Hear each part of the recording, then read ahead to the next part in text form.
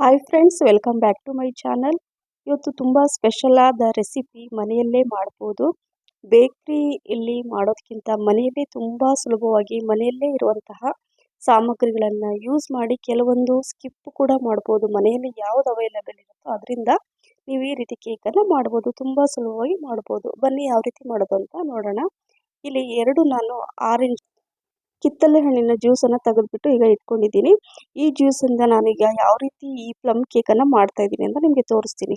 ನೋಡಿ, ಈಗ ಜ್ಯೂಸ್ ಕೂಡ ರೆಡಿ ಆಯಿತು. 2 ಟೀ ಸ್ಪೂನಷ್ಟು ಗೋಡಂಬಿ, 2 ಟೀ ಸ್ಪೂನಷ್ಟು ಬಾದಾಮಿ, ಹಾಗೆ 2 ಟೀ ಸ್ಪೂನಷ್ಟು ಒಣ ದ್ರಾಕ್ಷಿ, ಬಿಳಿ ದ್ರಾಕ್ಷಿ, ಹಾಗೆ 2 ಟೀ ಸ್ಪೂನಷ್ಟು ಕಪ್ಪು ದ್ರಾಕ್ಷಿ, ಹಾಗೆ 2 ಟೀ ಸ್ಪೂನಷ್ಟು ಪಂಪ್ಕಿನ್ ಸೀಡ್ಸ್, 2 ಟೀ ಸ್ಪೂನಷ್ಟು ಮಸ್ಕ್ ಮೆಲನ್ ಸೀಡ್ಸ್, ಹಾಗೆ 2 ಟೀ ಸ್ಪೂನಷ್ಟು ಖರ್ಜೂರ ಹಾಕ್ಕೊಂಡಿದ್ದೀನಿ, ಸಣ್ಣಕ್ಕೆ ಕಟ್ ಮಾಡಿದ್ದು.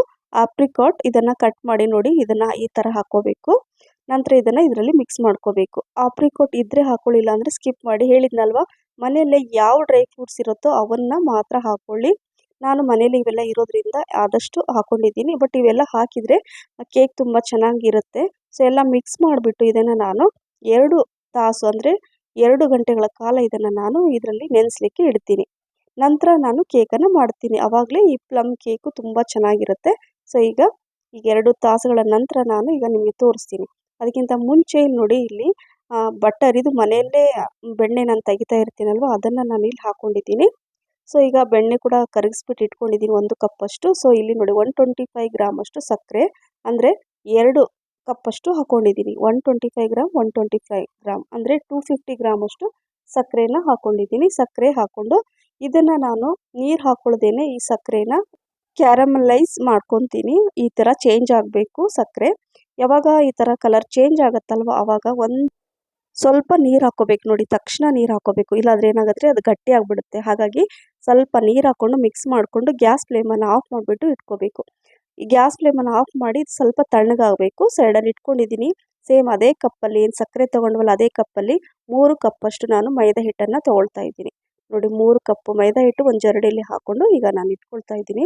ಹಾಗೆ 1 ಟೀ ಸ್ಪೂನಷ್ಟು ಬೇಕಿಂಗ್ ಪೌಡರ್, ಅರ್ಧ ಟೀ ಸ್ಪೂನಷ್ಟು ಬೇಕಿಂಗ್ ಸೋಡಾ, 1/4 ಟೀ ಸ್ಪೂನಷ್ಟು ಜಿಂಜರ್ ಪೌಡರ್, 1/4 ಟೀ ಸ್ಪೂನಷ್ಟು ಚಕ್ಕೆ ಪುಡಿನ ಹಾಕ್ಕೊಂಡ್ಬಿಟ್ಟು ಈ ಥರ ನೋಡಿ ಸೋಸ್ಕೋಬೇಕು. ಅವಾಗ ಏನಾದರೂ ಗಂಟಿದ್ರೆಲ್ಲ ಸೈಡಲ್ಲಿ ಅಂದರೆ ಇದು ಬರುತ್ತೆ, ಅಂದರೆ ಕಲಸುವಾಗ ಎಲ್ಲೂ ಗಂಟಾಗಲ್ಲ. ಸೊ ಈ ರೀತಿಯಾಗಿ ನಾನು ಸೋಸ್ಕೊಂಡ್ಬಿಟ್ಟು ಇಟ್ಕೊಳ್ತೀನಿ ಒಂದು ಪಾತ್ರೆಯಲ್ಲಿ. ಈಗ ನೋಡಿ, ಹಿಟ್ಟು ಕೂಡ ಕರೆಕ್ಟಾಗಿ ಸೋಸ್ಕೊಂಡು ಈಗ ಎಲ್ಲ ಮಿಕ್ಸ್ ಮಾಡ್ಕೊಳ್ತೀನಿ. ಈಗ ಇದರಲ್ಲಿ ಹಾಲು, ಕಾಯಿಸಿ ಆರಿಸಿದಂಥ ಹಾಲು, ಮೈದಾ ಹಿಟ್ಟು ತೊಗೊಂಡ್ವಲ್ಲ ಅದೇ ಕಪ್ಪಲ್ಲಿ 2 ಕಪ್ಪಷ್ಟು ಹಾಲು ಹಾಕ್ಕೊಂಡಿದ್ದೀನಿ. 1 ಟೀ ಸ್ಪೂನಷ್ಟು ವೆನಿಲಾ ಎಸೆನ್ಸ್ 1 ಟೀ ಸ್ಪೂನ್, ಮತ್ತು ಏನು ಬೆಣ್ಣೆ ಕರಗಿಸಿಟ್ಟಿದ್ನಲ್ಲ 1 ಕಪ್ಪಷ್ಟು ಅದನ್ನು ಹಾಕ್ಕೊಂಡಿದ್ದೀನಿ. ಹಾಗೆ ಈ ಕ್ಯಾರಮಲೈಸ್ ಮಾಡಿರೋಂತಹ ಈ ಸಕ್ಕರೆನ ಇದರಲ್ಲಿ ಈಗ ಹಾಕ್ಕೊಳ್ತಾ ಇದ್ದೀನಿ. ನೋಡಿ, ತಣ್ಣಗಾದ್ಮೇಲೆ ಹಾಕ್ಕೋಬೇಕು. ಹಾಕ್ಕೊಂಡು ಸ್ವಲ್ಪ ಚಿಟಿಕೆ ಉಪ್ಪನ್ನು ಹಾಕ್ಕೊಂಡು ಕಲಿಸ್ಕೊಳ್ತಾ ಇದ್ದೀನಿ. ಚೆನ್ನಾಗಿ ಕಲಿಸ್ಕೋಬೇಕು. ಉಳಿದಿರೋಂಥ ಸ್ವಲ್ಪ ಏನು ಬಟರ್, ಮೆಲ್ಟೆಡ್ ಬಟರ್ ಇತ್ತಲ್ವ, ಸೊ ಅದನ್ನು ಹಾಕ್ಕೊಂಡಿದ್ದೀನಿ. ಸೊ ಅಂದರೆ 1 ಕಪ್ಪಷ್ಟು ಇದೆ ಅದು ಬಟರ್. ನಾನು ಮೆಲ್ಟ್ ಮಾಡಿ ತಣ್ಣಗಾದ್ಮೇಲೆ ಹಾಕ್ಕೋಬೇಕು. ಈಗ ಮಿಕ್ಸ್ ಮಾಡ್ಕೊಳ್ತಾ ಇದ್ದೀನಿ. ನೋಡಿ, ತುಂಬ ಗಟ್ಟಿನೂ ಅಲ್ಲ ತುಂಬ ತೆಳುನೂ ಅಲ್ಲ, ಈ ರೀತಿಯಾಗಿ ಬರಬೇಕು. ಈಗ 2 ತಾಸು ನಾನು ಏನು ನೆನೆಸಿಟ್ಟಿದ್ನಲ್ವ ಈ ಕಿತ್ತಳೆ ಹಣ್ಣಿನ ರಸದಲ್ಲಿ ಆ ಡ್ರೈ ಫ್ರೂಟ್ಸನ್ನು ಇದರಲ್ಲಿ ಹಾಕ್ಕೊಳ್ತಾ ಇದ್ದೀನಿ. ಸೊ ಅದೆಲ್ಲ ಚೆನ್ನಾಗಿ ಹೀರ್ಕೊಂಡಿರುತ್ತೆ ಆ ರಸನ. ಡ್ರೈ ಫ್ರೂಟ್ಸ್ ತುಂಬ ಚೆನ್ನಾಗಿ ರುಚಿ ಬರುತ್ತೆ. ಸೊ ಇದನ್ನು ಮಿಕ್ಸ್ ಮಾಡ್ಕೊಂಡ ನಂತರ ನೋಡಿ, ಇಲ್ಲಿ ನಾನು ಒಂದು ಓವನ್ನು ಪ್ರೀ ಹೀಟ್ ಒಂದು 5 ನಿಮಿಷ ಮಾಡಲಿಕ್ಕೆ ಇಟ್ಟಿದ್ದೆ. ಸೊ ಅದು ಪ್ರೀ ಹೀಟ್ ಆಗ್ತಾ ಇರುತ್ತೆ. ಇಲ್ಲಿ ಒಂದು ಏನಂದರೆ ಕೇಕ್ ಟಿನ್ನಲ್ಲಿ ನಾನು ಸ್ವಲ್ಪ ಬಟರ್ ಹಚ್ಬಿಟ್ಟು ಈಗ ಒಂದು ಬಟರ್ ಪೇಪರ್ ಕೂಡ ಹಾಕ್ಕೊಂಡಿದ್ದೀನಿ. ಅದ್ರ ಮೇಲೆ ಕೂಡ ಸ್ವಲ್ಪ ನಾನು ಬಟರನ್ನು ಸ್ಪ್ರೆಡ್ ಮಾಡಿ ನಂತರ ಅಲ್ಲಿ ಮಿಕ್ಸ್ ಮಾಡಿರುವಂತಹ ಈ ಬ್ಯಾಟರನ್ನು, ಕೇಕ್ ಬ್ಯಾಟರನ್ನು ಇದರಲ್ಲಿ ಹಾಕ್ಕೊಳ್ತಾ ಇದ್ದೀನಿ. ನೋಡಿ, ಈ ಥರ ಹಾಕ್ಕೊಂಡು ಇದನ್ನು ಸ್ವಲ್ಪ ಏನಾದರೂ ಬಬಲ್ಸ್ ಇದ್ದರೆ ಒಳಗಡೆ ಎಲ್ಲ ಅದು ಇದಾಗುತ್ತೆ, ಸ್ವಲ್ಪ ಈ ಥರ ಟ್ಯಾಪ್ ಮಾಡಬೇಕು.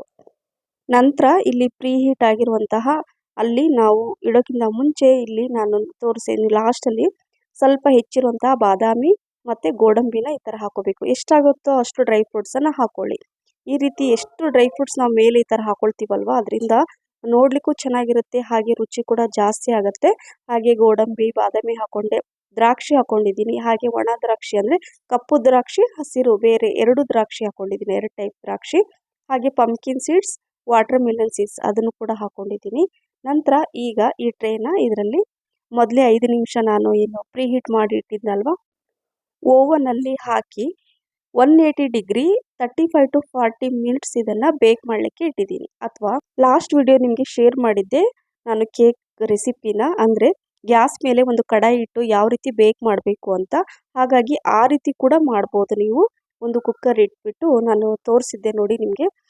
ಓವನ್ ಇಲ್ಲ ಅಂದರೆ ನೀವು ಗ್ಯಾಸ್ ಮೇಲೆ ಒಂದು ಕಡಾಯಿ ಅಥವಾ ಕುಕ್ಕರ್ ಇಟ್ಟು ಕೂಡ ಬೇಕ್ ಮಾಡಬಹುದು. ಸೊ ನೋಡಿ, ಈಗ ಇದು ರೆಡಿಯಾಗಿದೆ. ತುಂಬ ಚೆನ್ನಾಗಿ ಬಂದಿದೆ. ನೋಡ್ತಾ ಇದ್ರಲ್ಲ ಫ್ರೆಂಡ್ಸ್, ನೋಡ್ತಾನೆ ನಿಮ್ಗೆ ಎಷ್ಟು ಚೆನ್ನಾಗಿ ಕಾಣಿಸ್ತಾ ಇದೆ ನೋಡಿ. ಎಲ್ಲೂ ಕೂಡ ಅಂಟ್ಕೊಳ್ತಾ ಇಲ್ಲ. ಪರ್ಫೆಕ್ಟಾಗಿ ಕೇಕ್ ರೆಡಿಯಾಗಿದೆ. ಮನೆಯಲ್ಲೇ ತುಂಬ ಸುಲಭವಾಗಿ ಬೇಕರಿಗಿಂತಲೂ ರುಚಿಕರವಾಗಿ ಹೈಜಿನಿಕ್ ಆಗಿ ನಾವು ಮಾಡಿಕೊಂಡು ತಿನ್ಬೋದು. ಏನಂತೀರಾ? ತುಂಬ ಚೆನ್ನಾಗಿ ಕಾಣಿಸ್ತಾ ಇದೆ. ಈ ಕೇಕು ನೀವು ತಿಂದರೆ ರಿಯಲಿ ಫ್ರೆಂಡ್ಸ್ ಇದರ ರುಚಿ ಮರೆಯೋದೇ ಇಲ್ಲ. ಅವಾಗವಾಗ ಈ ರೀತಿ ಮನೆಯಲ್ಲೇ ಮಾಡಿ. ಈಗ ತಣ್ಣಗಾದ್ಮೇಲೆ ಇದನ್ನು ನಾನು ಒಂದು ಸ್ವಲ್ಪ ಉಗುರು ಬೆಚ್ಚಗಿದ್ದಾಗಲ್ಲ ನಾನು ಈಗ ತೆಗಿತಾ ಇದ್ದೀನಿ ನೋಡಿ. ಬಿಸಿ ಬಿಸಿ ಇರುವಾಗ ಇದನ್ನು ತೆಗಿಲಿಕ್ಕೆ ಹೋಗಬೇಡಿ. ಸ್ವಲ್ಪ ತಣ್ಣಗಾಗಲಿ, ಅದರ ನಂತರ ನಾನು ಇದನ್ನು ತೆಗಿತಾ ಇದ್ದೀನಿ ನೋಡಿ. ಎಲ್ಲೂ ಕೂಡ ಅಂಟ್ಕೊಂಡಿಲ್ಲ. ಪರ್ಫೆಕ್ಟಾಗಿ ಬೇಕಾಗಿದೆ. ತುಂಬ ಚೆನ್ನಾಗಾಗಿದೆ. ಕಲರ್ ಕೂಡ ತುಂಬ ಚೆನ್ನಾಗಿ ಬಂದಿದೆ. ನಾವು ಸಕ್ಕರೆನ ಕ್ಯಾರಮೆಲೈಸ್ ಮಾಡಿ ಈ ರೀತಿ ಮಾಡೋದ್ರಿಂದ ಆ ಕಲರ್ ತುಂಬ ಚೆನ್ನಾಗಿ ಬಂದಿದೆ ಅಲ್ವಾ? ಸೊ ಹಾಗಾಗಿ ಈ ರೆಸಿಪಿ ನಿಮಗೆ ಇಷ್ಟ ಆಗಿದೆ ಅಂತ ಅಂದ್ಕೊಂಡಿದ್ದೀನಿ ಫ್ರೆಂಡ್ಸ್. ಈ ರೆಸಿಪಿ ನಿಮಗೆ ಇಷ್ಟ ಆಗಿದ್ದರೆ ಲೈಕ್, ಶೇರ್, ಕಮೆಂಟ್ಸ್ ಮತ್ತು ಸಬ್ಸ್ಕ್ರೈಬ್ ಮಾಡೋದನ್ನು ಮರಿಬೇಡಿ. ಹಾಗೆ ನಿಮ್ಮ ಫ್ರೆಂಡ್ಸ್ ಮತ್ತು ಫ್ಯಾಮಿಲಿ ಕೂಡ ಶೇರ್ ಮಾಡಿ. ಮತ್ತು ನನ್ನ ಫೇಸ್ಬುಕ್ ಪೇಜ್ ಫಾಲೋ ಮಾಡೋದನ್ನು ಮರಿಬೇಡಿ ಅಂತ ಹೇಳ್ತಾ, ಮತ್ತೆ ಇನ್ನೊಂದು ಹೊಸ ರೆಸಿಪಿ ಜೊತೆ ಸಿಗ್ತೀನಿ. Thank you for watching. Bye.